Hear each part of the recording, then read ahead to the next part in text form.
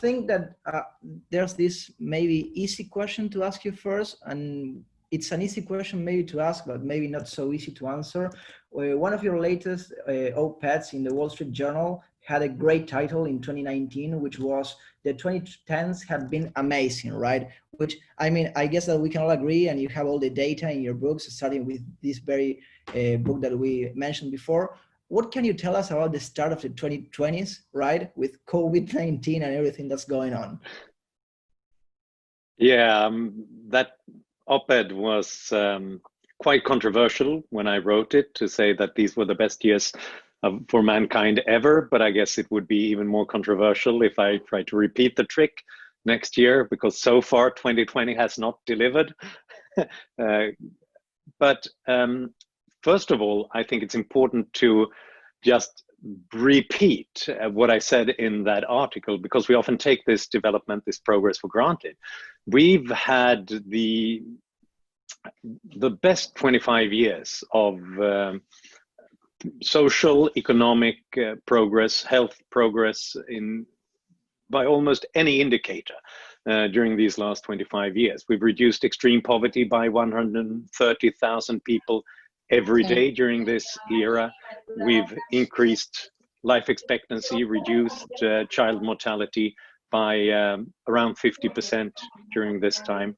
It's quite astonishing, and we're almost making software to communicate work as well without getting noise in the background as well. There are so many things that have been accomplished, and that has also given us an opportunity to deal with the risks and the threats that we're facing.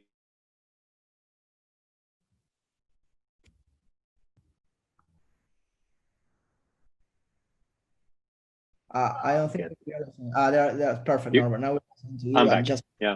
We're back. So you were telling us? Despite the horrible pandemic that we're seeing right now, and the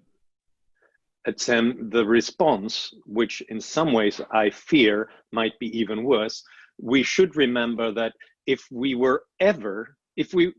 had to pick a year in humanity's history to face a pandemic, I would be hard pressed to find a better year than 2020 because of the level of scientific knowledge, the technological progress that has been made, the wealth that is at our disposal, which means that we've never responded to a disease as quickly as we have right now. Now every hospital is crying out for more ventilators, but in the year 1950, we only had a total number of 1 ventilator on planet Earth. That kind of medical technology is quite new.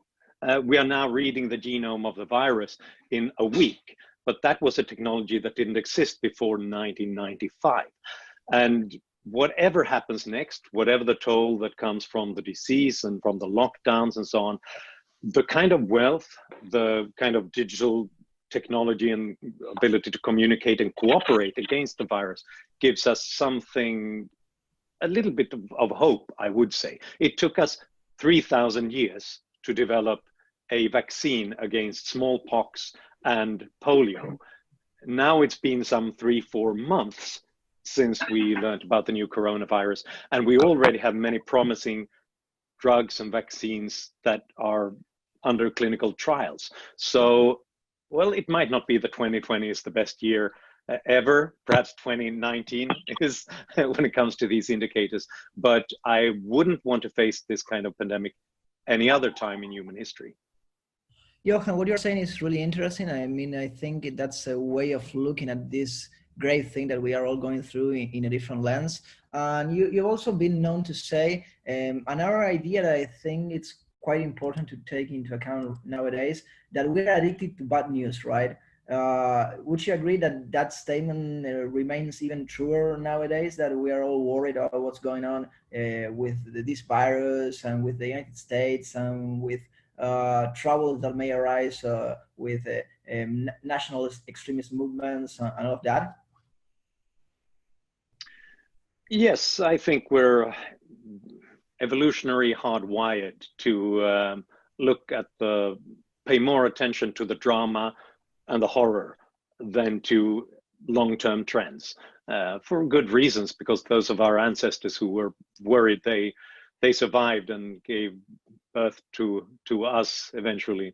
But this means that we only pay attention to the bad news. That's our default setting.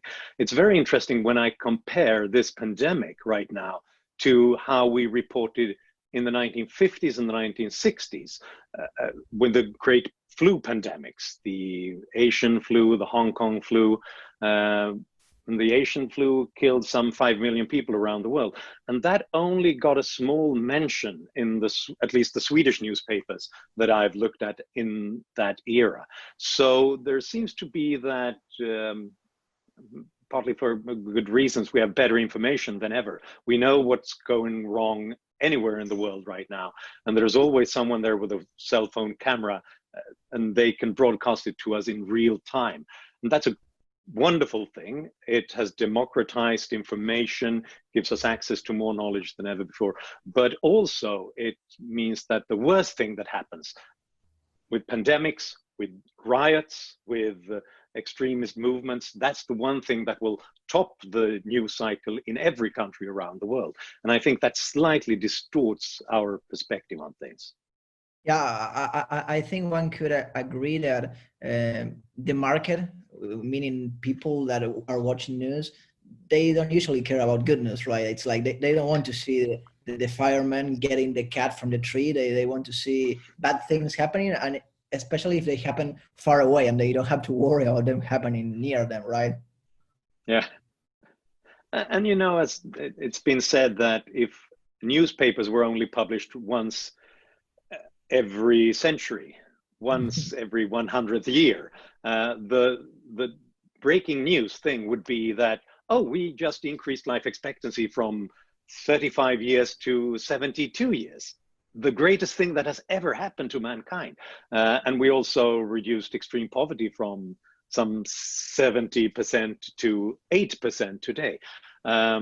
Because that's the greatest thing that has happened to mankind. That's the long-term interesting indicator. But now newspapers aren't published every 100th year. So instead they're published every second. And we get this information all the time. And then the fact that we probably annually increase life expectancy by another month or so isn't that dramatic. It's not that shocking. It's not the big thing. So obviously it's the homicidal axe-wielding maniac, or it's the riot, or the pandemic. And it probably has to be that way. We're evolutionary hardwired to look for that kind of action, drama, intensity, because we feel that it's threatening us and that we need that information immediately. But we do need some context. We do need background. We need some history to interpret what is going on. And if the news doesn't do that for us, well, we're going to have to search for that ourselves and contribute to that ourselves. Johan, for reasons that are obvious, you have written extensively about Sweden. You are Swedish, of course, so you know about your own country. And you have also written recently about the way that Sweden has been handling this pandemic, which is an issue that from Argentina, we have also tried to pay attention because, for example, I don't know if you've heard about it, our own president, Argentina's president, Alberto Fernandez, criticized the way that Sweden was actually handling the pandemic, and people from the Swedish government replied to Alberto, and they said, okay, we are always open to suggestions. We might not be handling the best way, but we are trying to do our best. And for example, today, Anders Tegnell, one of the state's epidemiologists, even said and went on record that there could have been better ways of handling. What can you tell us about the way that Sweden has been handling this issue? Yeah, it seems like Sweden is suddenly a center of attention for lots of people, and for good and for ill. And often, like your president and President Trump in the US has warned people, let's not do the Swedish thing. They're hurting very, very badly. Well, first of all, what happened in Sweden? Why is Sweden an outlier when it comes to policy? That's because they wanted to implement Swedish public health authority, and the government wanted to implement social distancing and trying to flatten the curve of cases and deaths. And they thought that the best way to do that was to recommend it to recommend social distancing and to make sure that people did this voluntary. It's not that Sweden hasn't done anything. This recommendation in itself is important, but also there have been some rules and regulations: no public events with more than 50 people, no visits to nursing homes for the elderly, things like that, but much less than in other countries.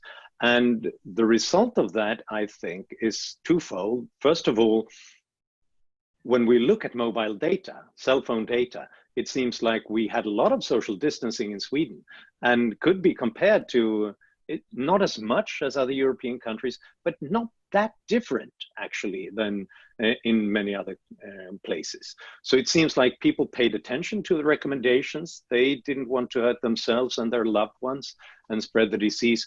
The difference with other countries is that it gave some room for local knowledge and individual needs. So if you really have to do something, if you really have to meet someone, if you have to go to work because you can't do it on a distance, you're allowed to do it because there's no policeman stopping you. And I think that on the whole, that seems like a way of paying attention to a rational interpretation of a precautionary principle, because we don't know which strategy will be most successful when it comes to public health. But we do know that clamping down on civil liberties and shutting down the economy takes a terrible toll on people and on public health in the long run. Great depressions aren't that healthy in themselves, and we know that it'll give us less resources to invest in new medical technology, in drugs, and for the public health system and hospitals in the future as well.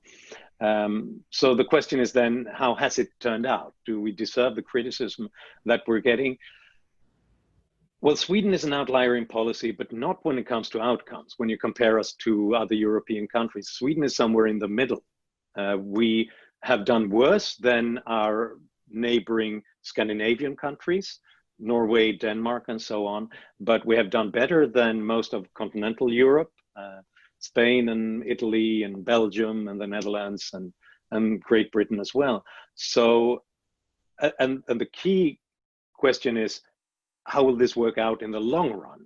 Because the assumption from the Swedish Public Health Authority is that no country is going to remove this. They're not getting away from it in any way. No country can shut down its economy and its society until we have a vaccine, because that could be a year or several years away. And so the question is, how can we make sure that we flatten the curve to the extent that the healthcare system can deal with cases and give people intensive care, and at the same time try to keep society afloat? And other countries, that's the assumption, when they get out of their lockdowns, eventually it will seem like they only postponed cases and deaths. They didn't avoid them. And that seems to be what data says in Sweden right now. Sweden never surpassed the level of our healthcare. We always had around 20% excess capacity in intensive care units. We have a field hospital that has been built here in Stockholm with room for several hundred COVID-19 patients, and that has never been used. No patient had to be admitted there because there was always extra capacity in the normal hospitals. And now Stockholm politicians say it's time to dismantle that hospital before it has ever been used. So that seems to suggest that Sweden is past its peak, and we got out of it in a fairly good shape. Now, Anders Tegnell, our state epidemiologist, he points out that even in Spanish. So yeah, it's no one knows how to pronounce it. He says that, yeah, if we had known everything in advance, we would obviously have done things differently. And he said that all the time. This is trial and error, and we're constantly adapting our policies. For example, Sweden should probably have implemented a ban on visits to nursing homes at an earlier stage. But no one is suggesting that we should have had a total lockdown or closed down schools or anything like that in Sweden. And on the contrary, we've heard from Norwegian public health authorities that they regret that they shut down schools, for example, because that didn't help with the disease, but it hurt kids and it hurts parents who might have needed to go to important jobs, for example, in the healthcare sector. Johan, there's always been, at least in Latin American countries, this comparison between a supposedly a present state and an absent state, right? There's this idea that, oh, you have a big state that's present and that's supposed to take care of you, which is what some people like and what some people vote. What's like having the experience of Sweden, which has, we could say, a present state, but one that actually respects civil liberties and civil freedoms, unlike many other present states that actually don't? Yes, and I don't know really how this ties into that discussion, but I can tell you how the way it's worked. It's a state that has been quite closely trying to make sure that there's state capacity to deal with ongoing everyday situations and crisis situations, rapidly trying to scale up capacity in intensive care units, for example, and things like that. But at the same time, trying to make sure not to interfere too much with the lives of, with everyday life, because that goes on and it works. The market works, companies are constantly switching resources into the areas where they can function, rejigging supply chains, making sure that we get the goods on the shelves and protective equipment for the healthcare system and things like that. People know more better than governments whether they need to have a particular pattern of mobility or something like that. And what the government then can do is to follow this closely, pay attention to changes, and then recommend changes, recommend according to the best data that they have. And this could be, at least some Swedes think, it's a kind of a Swedish exception to the general rule, that we have a tradition of lots of trust, interpersonal trust in neighbors, in the stranger on the street, and even in authorities, and even in politicians. There could be a long historical pattern from the absence of feudalism in Sweden, and no recent wars or foreign invaders, occupations, or anything like that. Everybody has been small property owning farmers in Sweden, basically, and everybody knows everybody, and or at least they're related somehow. So the person in charge is probably your second cousin or something like that. Yeah. So you know them. Johan, so then this kind of recommendation, you pay attention to it and you trust them. Often that trust might be misplaced, but it also gives opportunities for more high degrees of freedom. A few questions ago, you mentioned this example, this picture of the only once every 100 years newspaper where we would only get one big title, which would say, okay, so life expectancy is better, we have advanced and progress this much. How do you think we might see the 2020 and 2021 in maybe 5 to 10 years? I'm not asking you in 100 years, but and I know it's hard because we don't have a crystal ball to actually know what will happen. But what do you think might happen in 5 to 10 years when we look back at these moments? Well, I have to say that I'm a little bit worried about what the history books will say about this year. And it's not the pandemic in itself, because it is not as lethal and horrific as we thought it would be. We'll have other pandemics in the future that will be worse. I'm sure this is in a way a great test of our ability to deal with it and to relearn a couple of things. But I'm afraid of the lessons that we're learning and how it affects policies. And it could be in the longer run, if we end up in a worse place if we are dismantling some of the supply chains, international trade, if some countries suffer from strongmen takeovers and the dismantling of civil liberties and the renationalization of parts of the economy, well, then history books will say that that started in 2020 with this pandemic. Because what I read from history, and I have a new book published it will be published in September, called Open, the Story of Human Progress. And that book, I'm trying to look at historical episodes of great human progress and how they end. And the sad thing is that the timing is perfect, because what I conclude is that openness in various ways, open markets, open societies, openness for exchange and mobility creates progress. But once we have large-scale crises, and could be great depressions, natural disasters, foreign invasions, and pandemics, people often react with a kind of societal fight or flight instinct. We want to hide from the world, hide within the tribe. We want a strong man to protect us. We want to build walls against the rest of the world.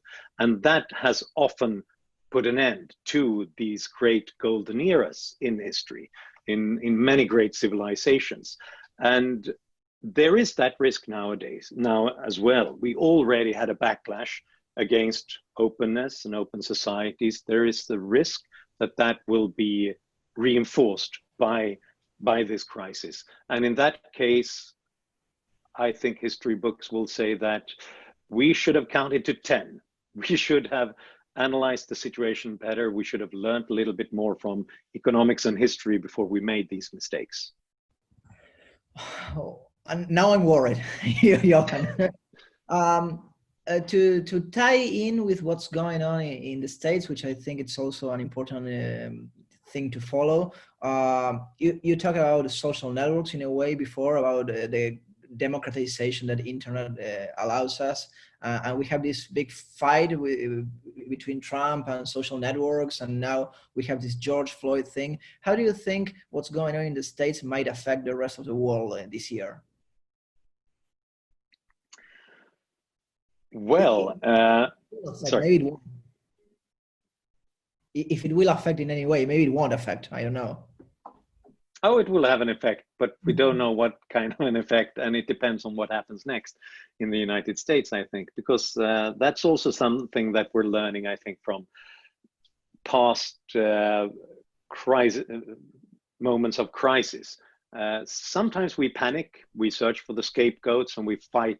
We have this fight or flight tendency, but sometimes we realize what's at stake and we cooperate better, and we find that we have more things in common than we thought that we had. And that's often the individual choice. That's often what happens. We have one great sociologist, Enrico Carantelli. He was a little bit frustrated because people only assume that every time you have a crisis and polarization and problems and riots, people panic and they become violent and so on. And his research led him to another conclusion. His research was based on going to those crisis areas and looking at what happened and talking to people. And he found out that on an individual basis, what individuals do is that they try to help others. Individuals, organizations, businesses, they put their neck out to protect the vulnerable, help those in need, and to get on with life. But that's not the collective response. There's always the risk that authoritative figures, could be historically church leaders during the Great Plague, Black Death, tried instead to redirect frustrations against the Jewish minority and to harass and kill them, or it could be political leaders trying to stoke division in order to get support and to dismantle civil liberties. If that happens, then you could get this more tribal instincts going as well. Both of those things can happen in the United States right now, and it's a shame that they have a president right now who is not known to kind of bridge divisions in society and to talk about the things that we have in common. So there is that risk, obviously. But I also see, when I move away from the breaking news cycle and some of the political voices, I do see a tremendous outpouring of societal cooperation, and that could win out in the end as well, and that would have a nice effect on the world. Johan, before we go ahead with questions from the audience, I think you left me this one like ready to kick it in and try to score the goal. So do you think right now the world is more ripe for conspiracy theories and all that things that usually happen when bad things come around? Yeah, and that's another thing that we learn from history as well. We always have conspiracy theories, but specifically in times of crisis, when things are uncertain and we don't know what's going to happen next. We all clamor for certainty. We want to know, we want to understand what's going on. That's probably why we constantly update our flows of information, because we need a clue as to what's going to happen next. If we don't find that, it's very tempting to come up with a story, or to accept the story that's out there somewhere, that someone bad did this to us because they have their own interests at heart. And it's very strange, but it sounds strange. Why would that give us certainty? But oftentimes it's better psychologically to have some sort of comfort, to think that you cognitively understand what's going on. There's one influential person or group who's doing us because they want us harm. Because then at least you understand what's going on. Then the world is not as chaotic and complex as it seems, and perhaps you even have a chance to combat it if you have a powerful fighter on your own side.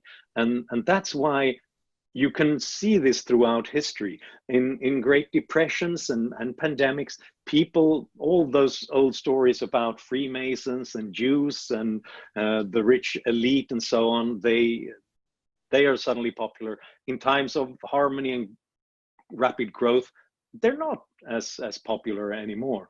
And that's obviously something that people exploit for their own use, and point out that, yeah, I told them that these people are bad, and now people are dying in pandemics, and there are riots, and there's crazy things going on. Johan, thank you very much. I'll say the next thing in Spanish so we can open for questions. Gente, ahora vamos a abrir el segmento del momento como para preguntas. Si quieren, o las pueden escribir en el chat. Algunos que ya fueron pidiendo la palabra, les vamos a abrir el micrófono. Daniel, ¿le podemos abrir el micrófono, por favor, a Álvaro Vargallosa?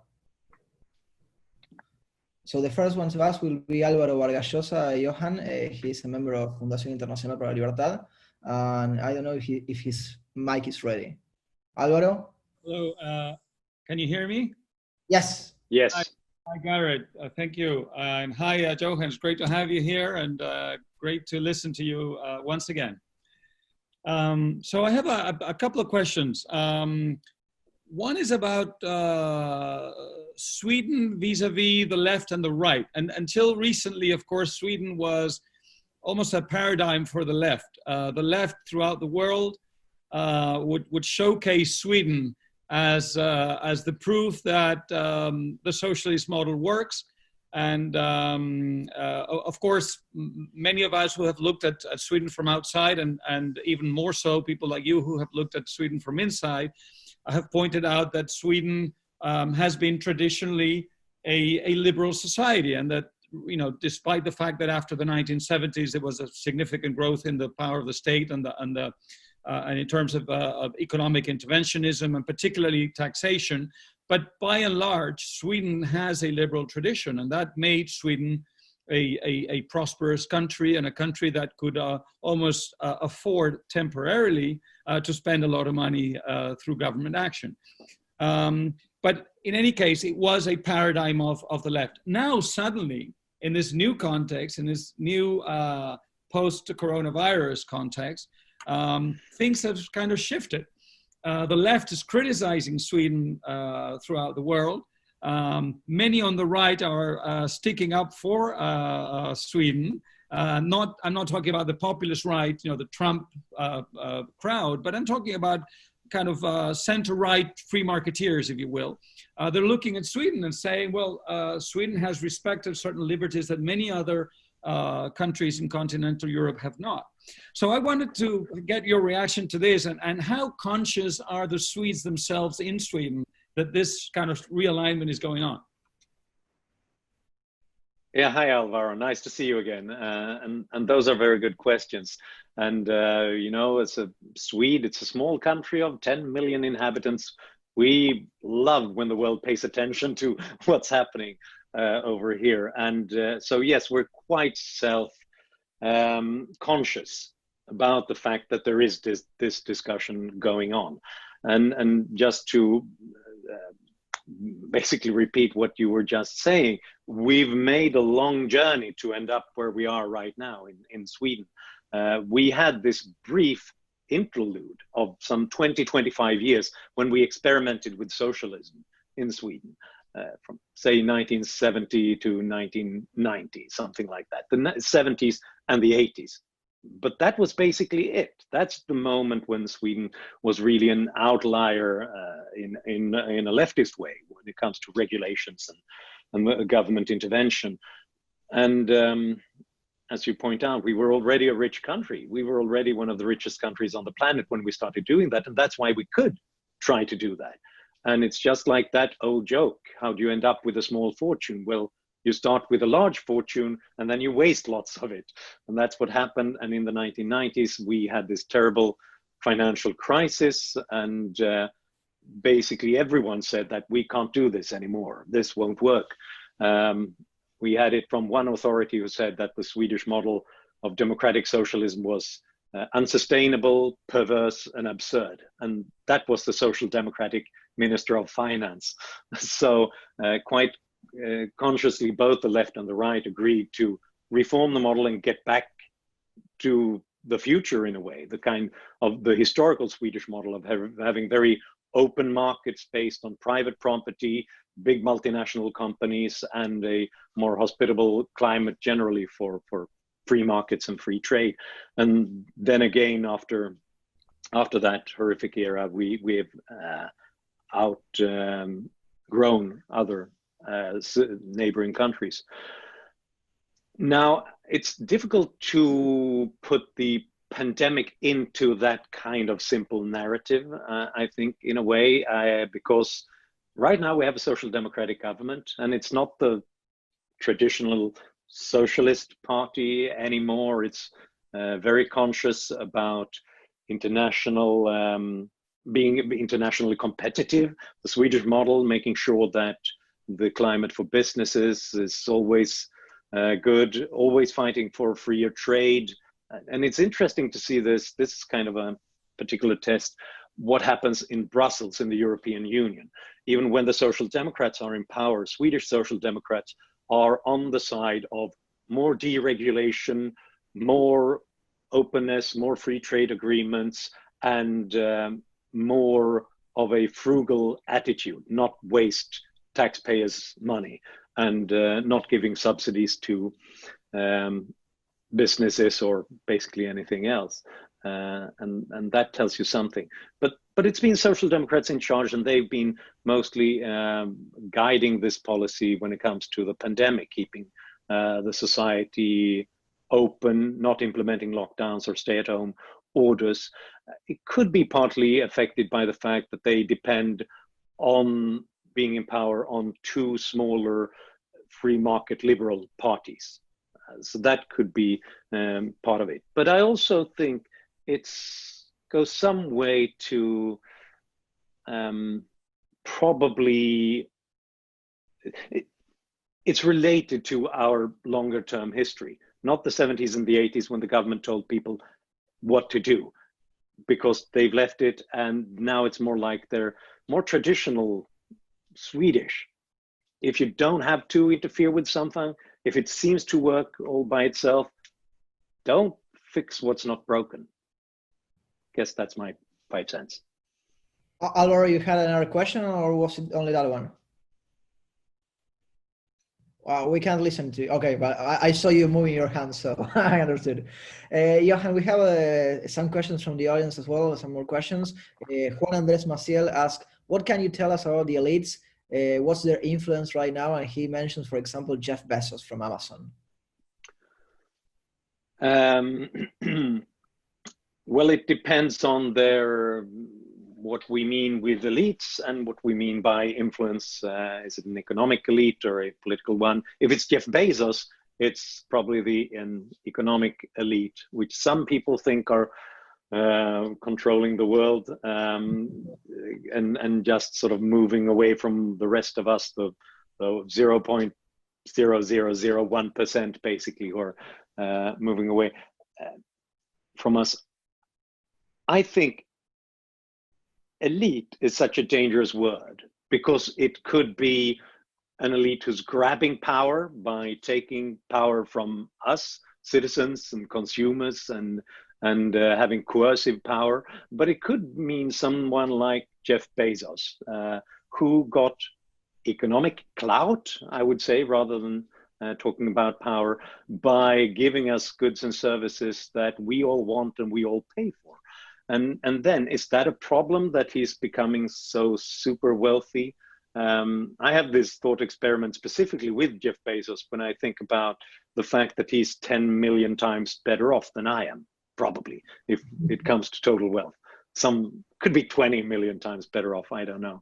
Is that a problem? Does it even mean that he's 10 million times better off than I am?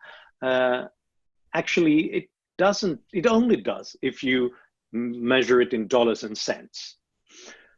But if you measure it in any kind of access to technologies, to healthcare, to goods and services and the good life, then I would be hard pressed to find a single instance where he's really 10 million times better off than I am. Look at the kind of food that he's eating, the ability to get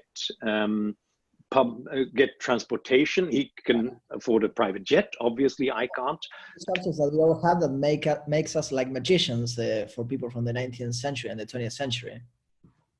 Quite right. And that cell phone, Jeff Bezos probably uses a similar cell phone. And all those things, in all those instances, and it's even more important when we look at things like child mortality, the risk that his children would face an early death compared to mine, or his life expectancy compared to mine, and so on. The differences are in a way smaller than they have ever been before between the elite and the middle class, the global middle class. And why is that? Well, the interesting thing is that has become the case only because people like Jeff Bezos and Bill Gates and Sam Walton and Steve Jobs, they were allowed to become super rich by reducing the price of all these technologies and goods and services to the extent that almost all of us can afford them suddenly. So I would say that the role of that kind of economic elite, as long as they're not sort of the kind of crony capitalists who depend on subsidies and bailouts and tariffs, but if they got rich on a free market, they got that power by giving us greater powers than we've ever had before. So good job. Johan, we're getting a lot of questions. We're going to try to cover most of them in the time that we have left. Mariano Causino asked a question and mentions a country that we haven't mentioned before yet, but it's like in the middle of the focus. And he asked if you can compare Swedish public opinion regarding the US and China. And do you think has it changed a lot since COVID-19? I would say that the view of both countries have deteriorated in Sweden recently. When it comes to China, because of the obvious fact that they hid the outbreak of the new coronavirus as long as they could, and the whistleblowers were detained by police, and that means that we've learned again that you can't trust a communist dictatorship, to tell the truth. And probably they regret that now as well, but that's what you get when you build an authoritarian dictatorship. People are afraid of telling the truth, and the local police will always clamp down on whistleblowers. And that also means that we can't trust what the data that they're giving us now on COVID-19 cases in China, deaths and so on. And I think that public opinion of China has taken a turn for the worse because of this. When it comes to the United States, I think that it's a Donald Trump effect. The fact that he has tried to play the strong man on television, switching from denying that this is a problem at all and it will magically just go away, so I don't know, to rhetorically playing the authoritarian strongman who for some time talked about perhaps I should put the whole state of New York into quarantine, perhaps we should just sort of dominate and attack protesters and so on. He's not been the bridge builder that I think that a suffering country needs right now. So I think public opinion of both countries have deteriorated, but it's much easier for the United States to fix because the public opinion of the American society and the incredible ingenuity and power that's in American businesses, that's very strong, and it's very hopeful what we're seeing there. And we're in a way all counting that American researchers and businesses are going to come up with the therapeutical treatments and the vaccines that we need in the long run. So that's more of a one-person issue, I think, than the Chinese one, which is about the whole political economic system. Johan, we are getting some questions that can be tied together. For example, the ones that are posed by Pedro Chichimo, Leandro, and Fernando Alvarez. Some of them are worried about how these conspiracy theory groups and these extreme nationalists are growing. And do you think if this pandemic will be a gateway for them to get bigger and grow bigger and stronger? And on the other hand, which is tied to this one, what's your advice to freedom supporters around the world about how to face this pandemic issue and the fact that most people seem to tend to agree with big government policies in this context? Yeah. Well, the first one is that yes, I'm worried about those kinds of conspiracy theories and how they open the way for some extremist groups, but in a big country like the United States, the groups might be small on a per capita basis, but that's lots of people with lots of armory and weapons as well. That is dangerous. Small groups can create lots of problems, and especially in the context that we're having right now with the riots and some cities on fire. It's not difficult, unfortunately, to see a scenario where extreme right-wing nationalists go out into the streets and not just stoke violence and sort of in different ways, but begin to attack people systematically, and it would create a very dangerous situation to that extent. As usual, the response, I think, to lies and deceit is openness. Sunlight is the best disinfectant. We have to look at what they're doing and constantly correct those dangers. But it is an explosive situation right now, and that's why it's so worrying when we have a political leadership in the United States that tries to stoke the flames rather than put them out. And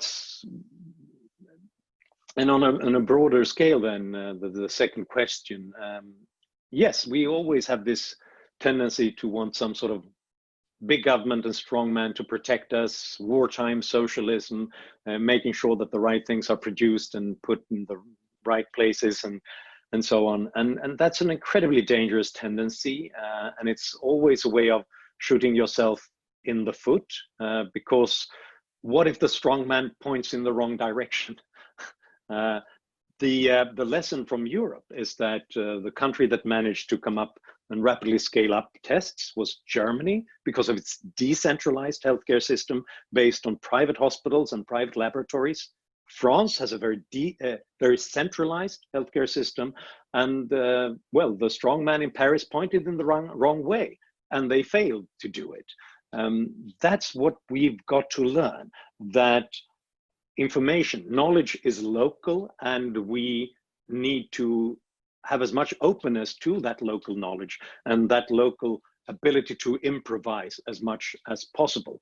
It's not having one strong centralized solution, the kind of wartime socialism. It's just a way of losing information, losing knowledge, and replace millions of eyeballs looking at the problems, trying to solve them. Replace that with a tiny group at the top. I think that what we've seen recently is actually a great triumph of private entrepreneurship. Definitely in Europe, we've gone from having 12 companies at the beginning of this crisis producing protective equipment like face masks and so on, just 12 companies, to more than 500 in just 2 months. They rapidly rejigged all their production, all the supply chains to produce what was needed. That couldn't have done in a centralized way. It could only be done by local entrepreneurs and businesses understanding what they could do with the workforce that was at hand, and more importantly, knew what they could stop doing without creating damaging deficits and in other places of the economy. So I think what we should do right now is to look at what worked and what didn't work. Governments implemented export bans and border closures and tried to come up with centralized solutions to testing and so on. And most often they failed miserably because of that. Whereas what did individuals, organizations, and businesses do when they used their local knowledge? Well, they kept society afloat, and they made sure that there are still supplies on the shelves, despite the disaster that has appeared there. Point to those differences, and I think that will help us to get through this long term. The last few questions before we finish, Johan, because we are almost to the 1 hour mark, so we'll let you continue your day and everybody else's day as well. Paulo Daniel Cisterna asked, do you think after the pandemic is over, jobless people without employment will get worse as a problem? Do you think that the leftish idea of a universal basic income might gain momentum in the developed world, since a lot of countries have been giving a lot of money for people that have lost their jobs in the last few months? Yes, I think that this is the universal basic income moment. This debate is only going to get bigger afterwards. Because, some countries have tried to imitate it a little bit, because if people are actually banned from going to work, where's the food gonna come from? Obviously, then you need to replace that with something. And it's been done in some ways in a reasonable way, some places in worse ways, I think. And for example, in the United States, and it's come in the with an over-generous unemployment insurance, which has actually given lots of people more pay than they did when they were employed, which will make it difficult for them to get back to a more normal situation. Is this the long-term situation? Well, I think that lots of people are going to say that this is the long-term solution to problems. I'm not sure that's really what we're learning. This is a pandemic. People have been forced to stay at home. That will not be the case soon in most places. So I don't think that this is a learning experience that we really helps us that much with this debate. On the other hand, there are some decent arguments for a basic income, specifically if it replaces other welfare systems that are based on the idea that you lose everything when you go to work. Well, perhaps we can get rid of those marginal effects with a basic income. On the other hand, it's incredibly costly. And do we really want government distribution to be paid to everybody like that? Those who don't want to work and those who don't need it. I'm not sure. I think it would be useful for us, people who believe in open markets and limited government, to try to talk about Milton Friedman's old idea of a negative income tax instead in this context, which is a way of supplementing income and reduce the marginal effects that discourage work that are built into many of the welfare systems. But at the same time, it's not a way to hand enormous resources to the middle class and the rich who don't need it. And it's not a way to give money to people who don't work at all. So that would hopefully, I think, inform the basic income debate in a better way. Johan, we really want to thank you for all this time that you have taken with us. It has been a great pleasure. That was my pleasure. Thank you very much.